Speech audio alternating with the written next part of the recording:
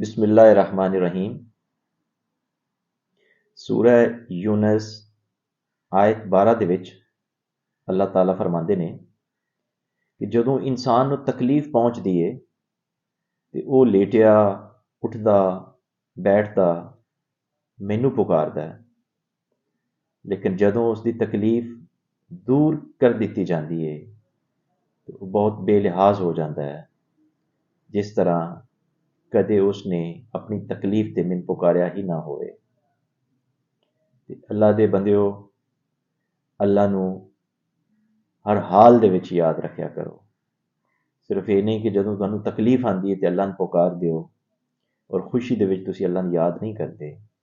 खुशी दे विच अल्हम्दुलिल्लाह कह देने नाल कोई फर्क नहीं पौंदा। अल्लाह ताला दा शुक्र अदा कर देने नाल अल्लाह नू कोई फर्क नहीं पैंदा। लेकिन अल्लाह दी ज़ात खुश हो जाती है कि मेरा बंदा मैनू मेरी खुशी दे विच याद कर रहा है, क्योंकि गम और तकलीफ दे विच ते हर कोई याद करता है।